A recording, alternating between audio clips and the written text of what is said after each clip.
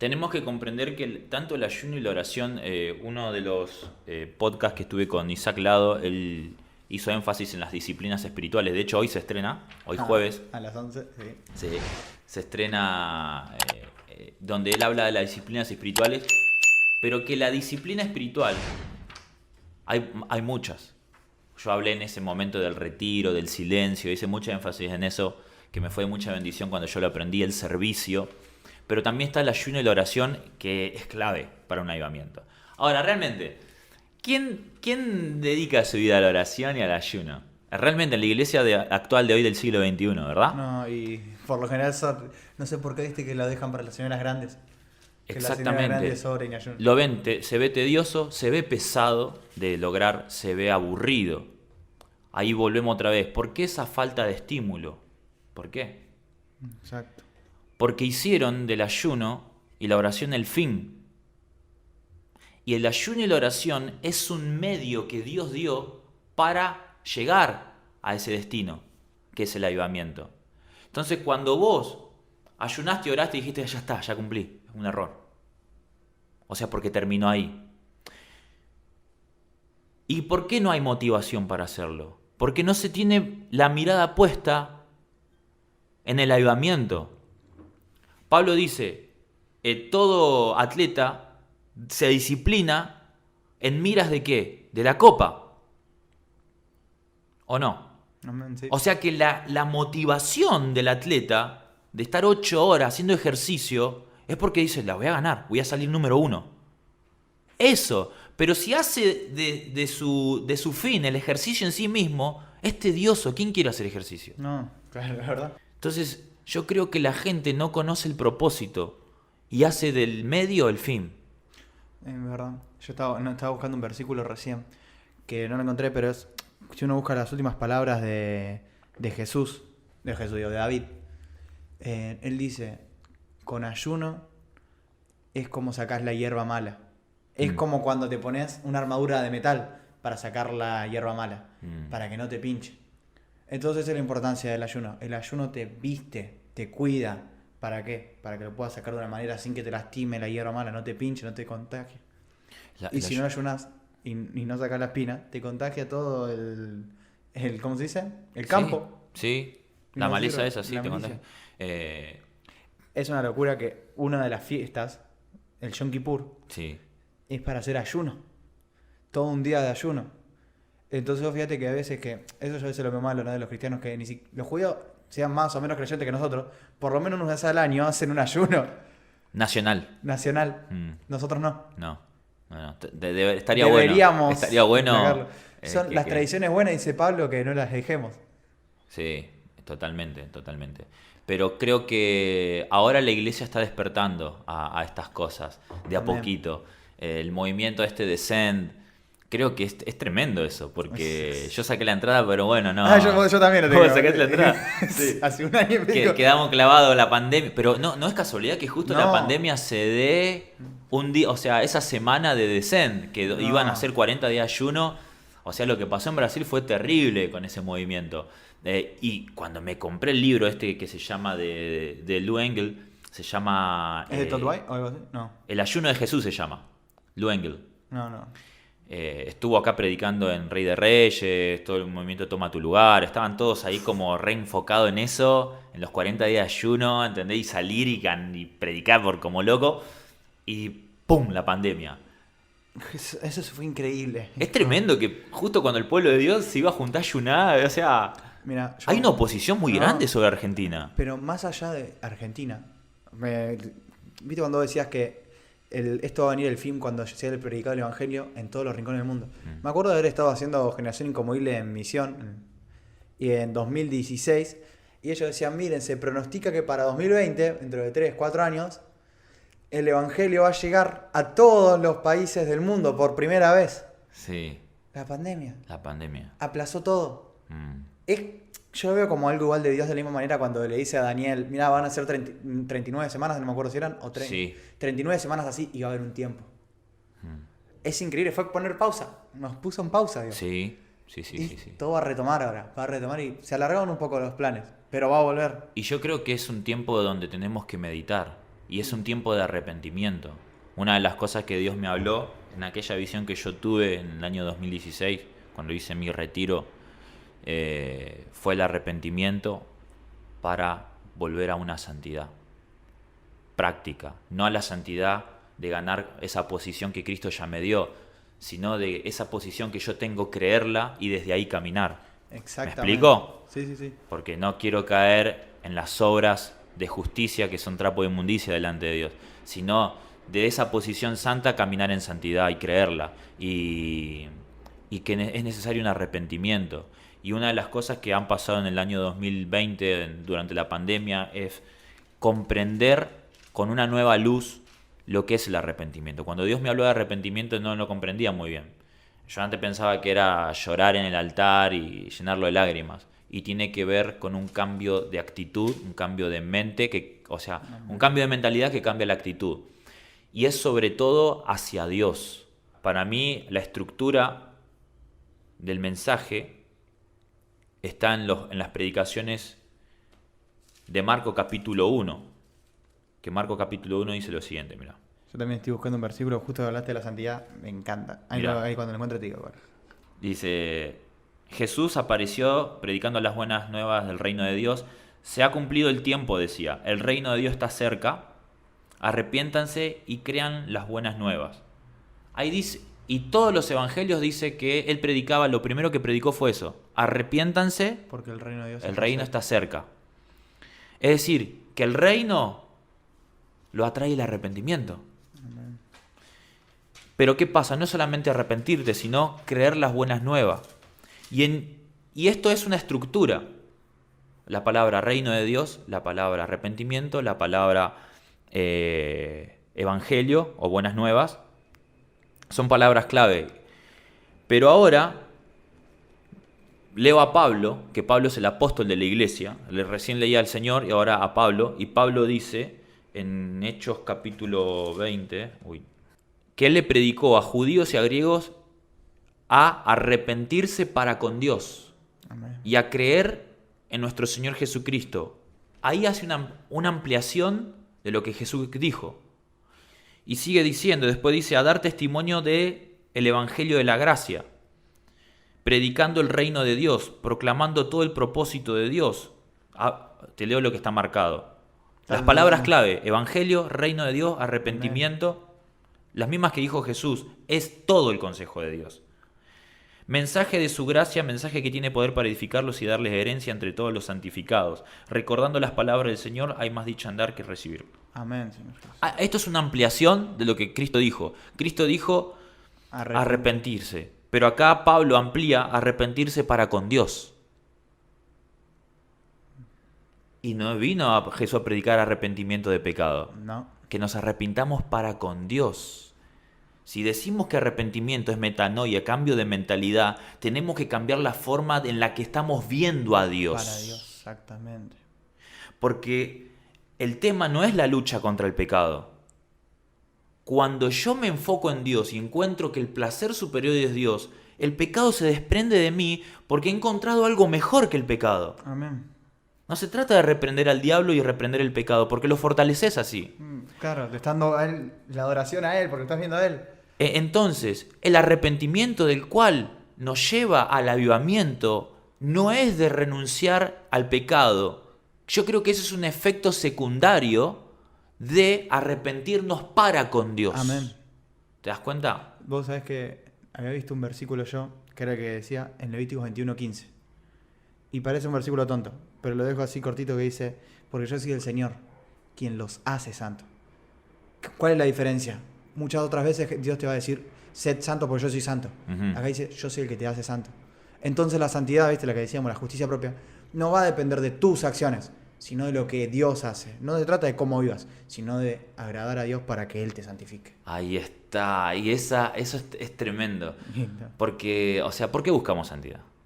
Esa es otra pregunta que tal vez acá la gente se está preguntando. Estamos hablando de la santidad y dice, ¿pero para qué? Si yo toda mi vida estuve viviendo a medias y el Señor me usó, el Señor, nunca me aparté ni me pasaron cosas terribles y tengo mi pecado oculto. Pero todos pecan, te dicen, ¿viste? Y todos pecan y realmente es que La santidad no es algo con lo cual yo digo, para que asombrarlo a Elías o a la gente y diga, qué tipo íntegro, che, qué intachable, qué reputación. No, la santidad, dice Apocalipsis, que es el vestido de la novia. Amén. Las obras de justicia. Es para Él. Es para la boda del Cordero. Es para Jesús. Exactamente. Y cuando Jesús vuelva, Pablo en su visión, vos hablaste de la visión de Joel, yo voy a hablar de la visión de Pablo. Vio una iglesia gloriosa, santa, sin mancha. Esa gloria es el avivamiento. Y el avivamiento es un fuego que consume todo lo que no es de Dios y te santifica. Por eso también quiero leer otro pasaje con respecto al motivo. Cuando vos esperás un avivamiento, te da motivación para buscar la santidad. ¿Me explico? Mira. Amén.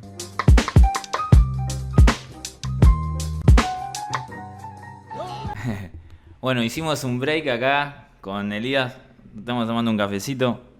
Pero bueno, continuamos con el tema Amén, de la santidad y el avivamiento, ¿no?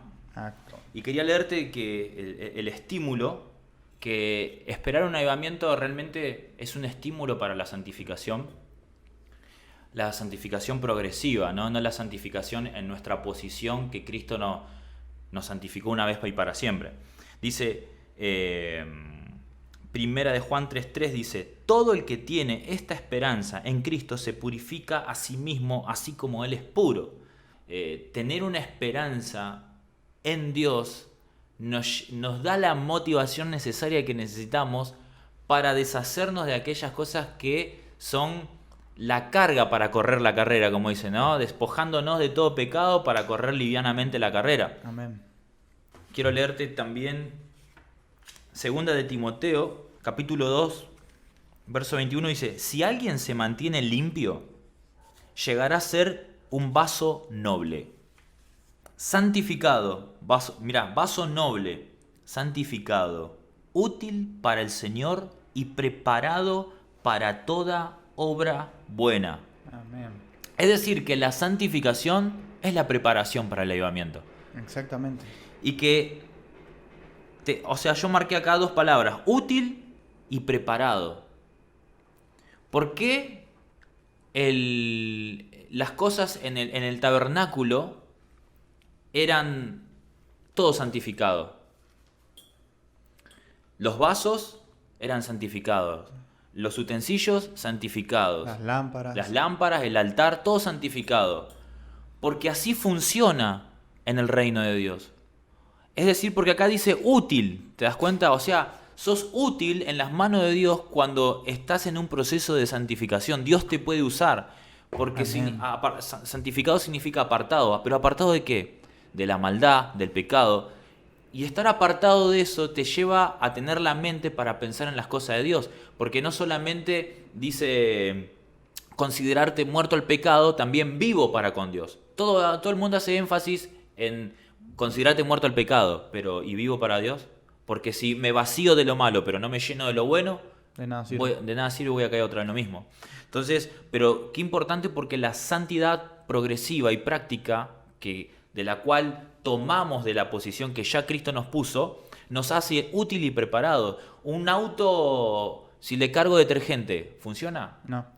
No es funcional. Asimismo, la santidad es funcional para el avivamiento y la obra de Dios. Amén.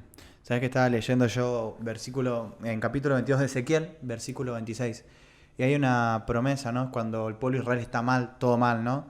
Y Dios le dice, mira, tu pueblo, tus líderes son como lobos rapaces, ustedes son como ovejas, está todo re mal. Y él le dice una promesa. Le dice, tus sacerdotes desobedecieron mis enseñanzas y profanaron mis objetos santos. Wow. No hacen ninguna diferencia entre lo que es santo y lo que no es. Tampoco enseñan a mi pueblo la diferencia entre lo que es ceremonialmente puro o impuro. Desprecian mi día de descanso, de modo que yo soy deshonrado entre ellos. Wow. Entonces, a mí me encanta este versículo porque enseña algo. Nosotros somos, por la orden de Melquisedec, somos reyes y sacerdotes, dice la palabra, ¿no? Uh-huh. Somos sacerdotes. Y como sacerdotes, nuestra primer labor es la palabra de Dios, enseñar la palabra de Dios. Como cristianos, como hijos de Dios, tenemos que orar y leer. Pero como sacerdotes tenemos que enseñar. ¿Y qué es lo que dice acá en Ezequiel? Enseñar entre los 4 estados que puede estar algo. Lo puro, lo impuro, lo santo y lo profano. Son 4 cosas muy, muy, muy diferentes. Muchas veces la gente compara las dos. Piensa que lo santo y lo puro es lo mismo. Y que lo impuro y lo profano también. Y eso está mal. Yo siempre hago este ejemplo. Y ahí lo vas a ver. Santo, por ejemplo, este suéter está santo. Está bien. Si yo lo rompo, está y profano. Ya no sirve. Ahora, si yo se me derrama el café y me mancho, este suéter queda impuro. Santo. Sí. Porque está arreglado, pero impuro. Y se lava y ya está. Ahora está así, santo puro. ¿Se entiende? Sí. Entonces esa es la diferencia entre lo santo y lo profano. Wow. Y lo impuro. Porque muchas veces que vas a escuchar que hay muchos detalles en la Biblia, muchos detalles acerca de pecados. La ley tiene 613 preceptos. Y hay de todo. Tenés de todo. Hay un montón de cosas que son abominación, dice. Pero impuras. Entonces, que sea impuro significa que se puede limpiar. No sé si me explico. Qué bueno, qué bueno. ¿Sabes qué? Estoy aprendiendo. O sea, mientras vos estás hablando estoy aprendiendo porque nunca lo había escuchado. Y me hace sentido porque yo una de las cosas que me preguntaba de 2 de Timoteo, ¿por qué dice santificado? Y por qué dice puro también. O sea, dice se mantiene limpio y después dice santificado. Yo dije, ¿por qué repite 2 veces lo mismo? Y ahí vos estás dando a entender que son palabras similares pero no parecidas.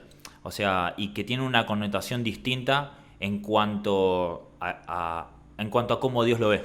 Exactamente, por eso yo siempre agarro y digo, a ver, hay cosas que cuando la gente me dice, sos cristiano, che, para vos tal cosa es pecado. Y por ahí es un detalle tonto, es algo impuro.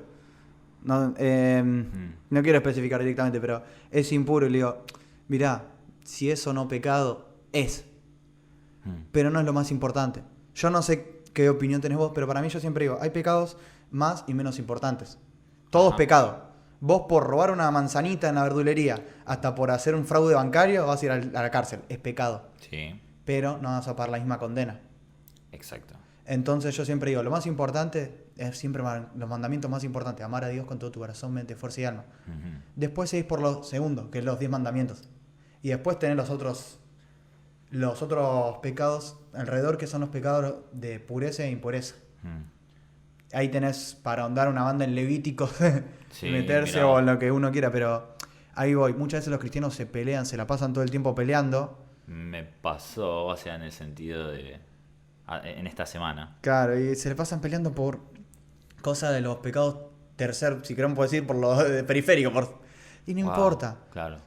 Yo como esto, yo no como esto, como decía Pablo en Romanos. Ojo, hay gente, o sea, desde mi punto de vista, sentite en libertad, igual estás presentando la palabra, pero hay mucha gente detrás de la cámara, tal vez pastores, líderes, que están diciendo, ¿qué está diciendo? Está diciendo que el pecado se lo toma a la ligera. No. Puede haber una mala interpretación del otro lado, aunque esa no es tu interpretación.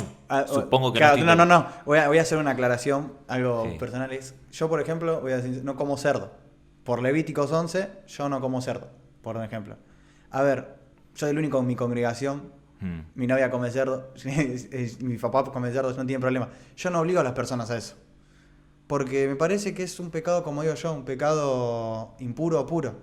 Y no puedes estar peleando por eso. Cada uno va a hacer con la comida como quiera, lo mismo con los días. Claro. No, como decía Pablo, nosotros descansamos un sábado, nosotros descansamos un domingo. A ver, no te va a hacer diferencia, ¿me entendés? Sí. A ver, vos sos pecador, por ahí yo no como cerdo, pero le erro en el otro pecado secundario, no sé si me explico. Sí. Y es así, entonces siempre voy a esa diferencia, todos somos pecadores. Por eso Pablo dice, ya seas que comas o bebas, te sientes o te pares, hacelo para la gloria de Dios. ¿Lo haces para la gloria de Dios? Buenísimo.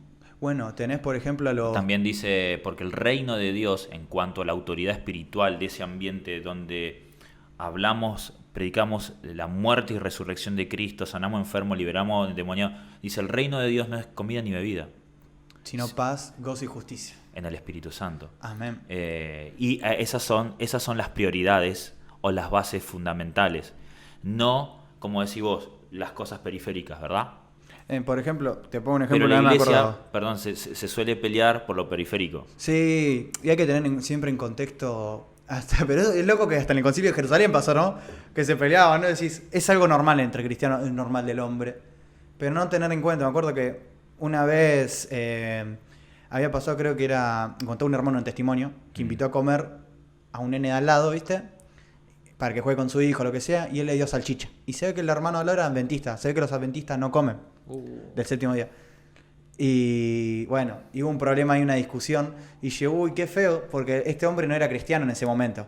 Y por él le dio un mal testimonio.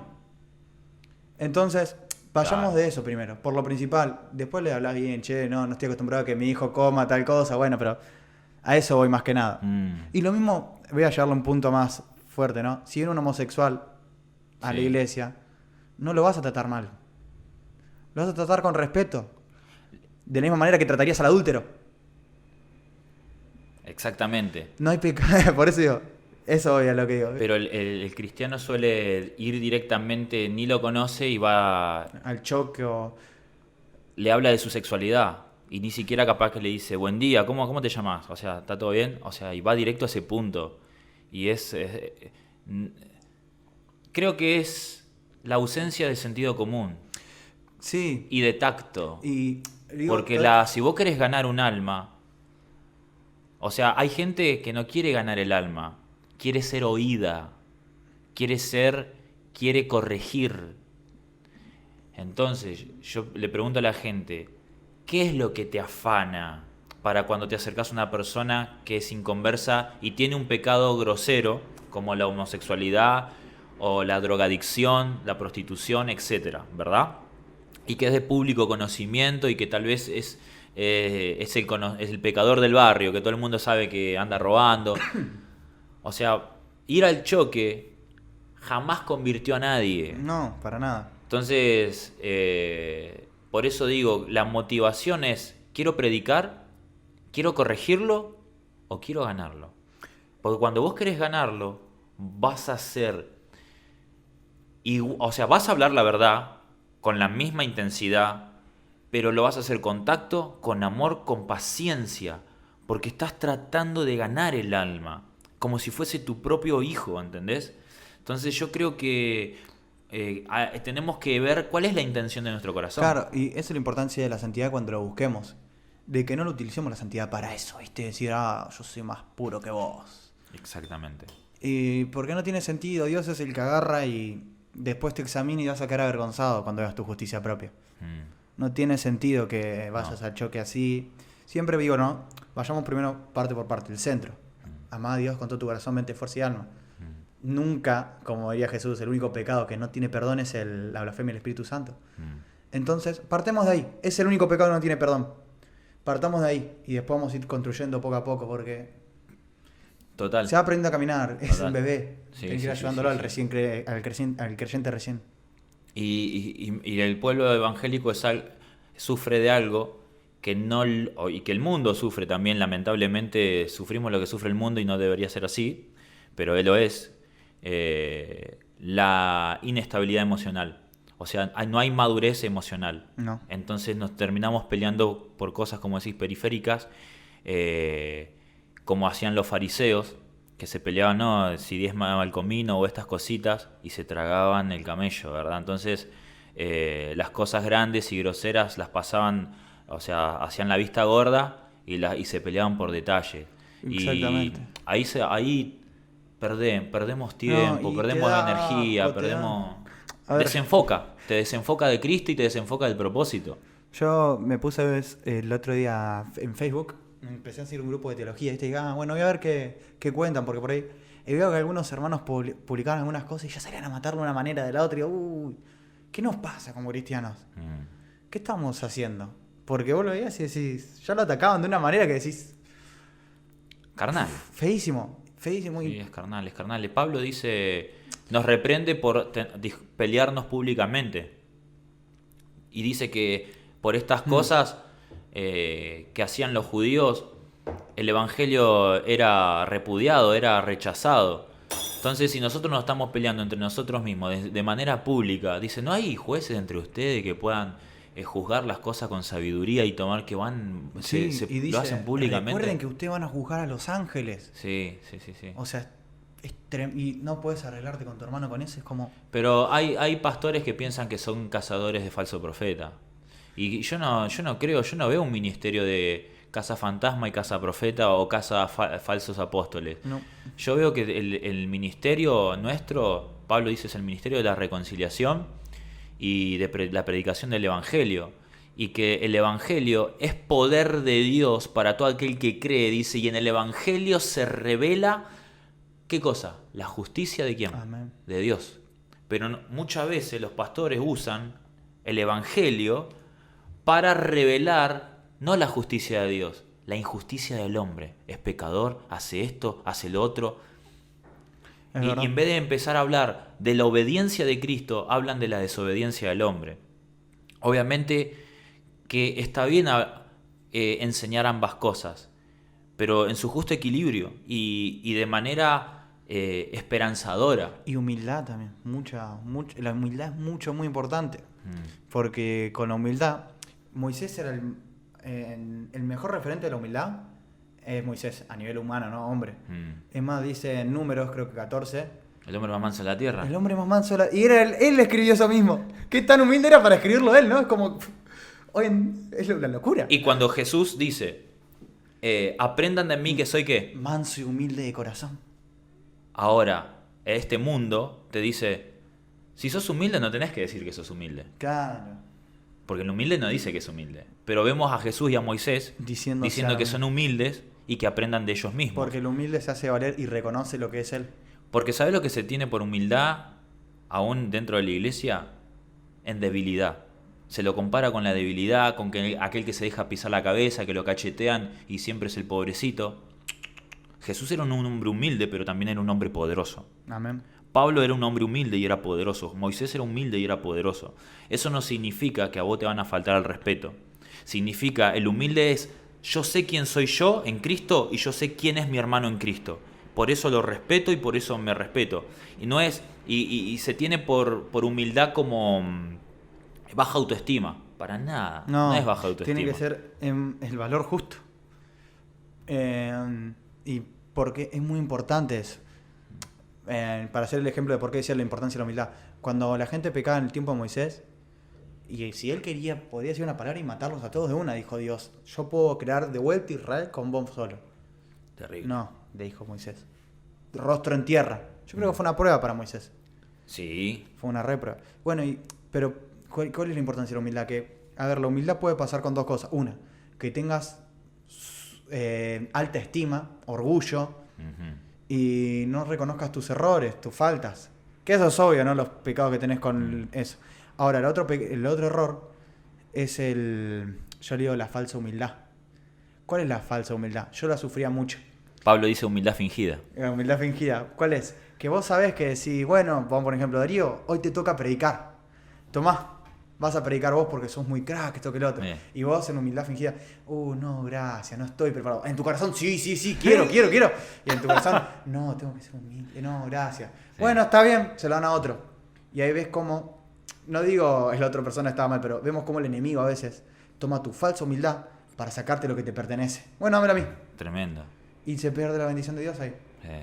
Es cuando, por ejemplo, Gedeón. Bueno, Gedeón hace esto. No, yo soy el más chico. No puedo hacer eso. Claro. Perdés la autoridad. O Jeremías que le dijo, toma, ten autoridad para las naciones. Y Jeremías, no, yo soy muy chiquito, no puedo hacer eso. No, rescatate y hacelo. Rescatate y hacelo. Yo te vos. Qué grande. Bueno, estábamos hablando sobre la santidad, ¿no? Y qué loco porque conectaste con la humildad. Y para mí, la santidad y la humildad van de la mano. Sí, no sé si esto, fue... que fue, claro, sí, ¿no? Que fue algo que vos ya venías, que vos tenías como sabías si esto es así o se conectó. No, fue muy de golpe. En esta semana vengo pensando mucho en el ser manso y humilde de corazón. Manso y humilde porque es muy importante eso. Y lo veo a veces en mí que yo veo la humildad. Vamos a conectarlo por el lado de la humildad. Que hay veces que cuando Moisés escribe esto, dice, la humildad, ¿cuál era el problema? Que Miriam y Aarón le habían dicho en Números 14, estamos hablando. Sí. ¿Por qué tenemos que hablar con Moisés? Si Dios no habla acaso por nosotros en visiones, en sueños, ¿no nos habla también a nosotros? Y cuando y Dios los reta, le dice, mira, ustedes les hablo en sueños, les hablo en esto, en cosas que ustedes no entienden, porque ustedes no son humildes. En cambio no son como mi siervo Moisés. Y yo noto esto. Y con él hablo cara a cara, dijo. Con él hablo cara a cara. Entonces, ¿viste que a veces que la gente dice, tuve una visión, un sueño, así, asá, que esto, que lo otro, ¿viste? Y te cuentan un sueño rarísimo, no entendí, te dice, Sí. pero estuvo buenísimo. Cuando más Dios te habla, porque es cuando más claro te lo dice. Digo, miren que yo no tengo nunca un sueño, lo reconozco, ¿viste? Nunca tengo un sueño, o sea, reconozco que no tengo esa capacidad. Sí. Pero me doy cuenta que Dios lo está probando a la gente cuando le da un sueño así. Porque si al toque lo tenés el sueño, salís y se lo contás a todos, sin propósito, solo para decir, miren que hoy me siento re bien con Dios. Es como que hoy salgo de vos con Abraham, me hayas contado un secreto, y yo hoy se lo cuento a todos. ¿Cómo le pasó a José? Que fue y divulgó entre los hermanos. Dios me dio un sueño, ustedes me servían a mí. Le dieron una patada. Y no fue de malo, aún de tonto. De tonto no, sí, de inmaduro. De inmaduro. Y está bien. ¿Y Dios comprende esa inmadurez? Obvio que la comprende. Bueno, a Pablo, yo estoy leyendo a Pablo ahora, justo ayer y anteayer, que dice, para que por las visiones que me sobrevinieron, de que fui arrebatado al cielo y vi cosas extraordinarias que no les permitió al hombre decir, vino un mensajero de Satanás que me abofeteaba. ¿Para qué? No me jacte. Es decir, no me enorgullezca de todo lo que vi. Y le pedí al Señor 3 veces, por favor, sacame este demonio que me está... Y el Señor dijo, que mi gracia te baste, te sea suficiente. Porque en tu debilidad se perfecciona mi poder. O sea que Pablo, el apóstol que nosotros tenemos allá arriba, luchaba con el ego también. Sí. No me sorprende porque es un ser humano. Y tampoco se trata de descalificarlo. No. Él sigue siendo el apóstol de la iglesia. Más influyente en nuestra historia. En nuestra historia. No, y por eso es importante remarcar eso. Para la humildad. Pero conectando con cuando tenés visiones. Y cómo emocionalmente, cómo me afecta a mí si me enaltezco. Si me hace más humilde o qué. ¿Qué provoca en mí? Claro, exactamente. Y tener eso en cuenta. Acá no es que tuviste un sueño de golpe y... Dios, que es una persona, es la persona más importante en todo el mundo, te acaba de decir un secreto. No te digo que no lo cuentes, pero que sea eficiente lo que vas a decir. Porque es la palabra del rey, es la palabra de Dios. Y en el momento justo. Y Él te va probando y cada vez te va dando más. Y así. Bueno, a mí me pasó con el tema de que cuando yo tuve esa visión, nunca tuve una visión, fue la primera. Y tampoco soy de soñar mucho. Pero cuando tuve esa visión que vi en el cielo, prepárense, yo no entendí. A mí me llevó a no divulgarla, en el primer momento, el hecho de por no entenderla. Como Daniel, que estuvo 21 días. Dije, porque yo decía prepararme para predicar, para evangelizar en la calle, prepararme universitariamente en el estudio bíblico. ¿Prepararme para qué? ¿Entendés? ¿Para hacer qué? Entonces... Conforme iba profundizando en esa preparación para esta época, conforme a la promesa, me di cuenta que era prepararme en arrepentimiento, prepararme en santidad para el avivamiento que Dios tiene, el cual tiene como cumplimiento la salvación de las almas y la santificación de la iglesia para su venida. Amén. Entonces, cuando yo pude tener más o menos un panorama bastante amplio y un entendimiento, recién lo compartí. Y no lo quería compartir. El proceso, tiene que ser un proceso. Exactamente. Pasaron como 6 meses después para que yo lo pueda compartir. Pero cuando vi que decía prepárense, era una palabra plural. No era singular, no era prepárate. Prepárense. Era prepárense. Entonces yo me di cuenta que este era un mensaje a nivel congregacional y para todo aquel que crea en esta promesa. Amén. Que está a disposición de todos los que son creyentes. Y que estamos ubicados en la estación tardía. Y en la estación tardía tenemos que pedir. Porque nosotros somos colaboradores con Dios. Colaboradores con Dios. Antes del rapto, que es levantar el trigo, hay temporada de lluvia. ¿verdad? Amén. Pero yo leí Tesalonicenses, si vos lees capítulo 4, que es el arrebatamiento, en el versículo 3, en el versículo 8, habla de santificarnos. Y después del versículo 17 dice, por ejemplo, dice, la voluntad de Dios es que sean santificados, versículo 3. Dios no nos llamó a la impureza, sino a la santidad, versículo 8. Luego de la exigencia de una vida santa, Pablo anuncia el arrebatamiento diciendo, luego los que estemos vivos seremos arrebatados. Amén. ¿Pero luego de qué? Ajá. Versículo 3 y versículo 8. Versículo 3, la voluntad de Dios es que sean santificados. Dios no nos llamó a la impureza, sino a la santidad. Luego los que estemos vivos seremos arrebatados. ¿Luego de qué? Luego de la santificación. Amén. Viene el rapto de la iglesia, porque una iglesia santificada es una novia preparada para las bodas del Cordero. Así es. Bueno, y quería decir que esa santificación es posible sin un avivamiento, también depende de él. Entonces, nada, quiero cerrar este podcast con esa reflexión de que un avivamiento santifica a la iglesia y la prepara para la venida del Señor, que es una esperanza que nos motiva a esa santificación, Amén, porque es así para es. Él, ¿no? Así que, ¿vamos por un avivamiento, bro? Olvídate que sí, vamos por un avivamiento. Vamos, vamos.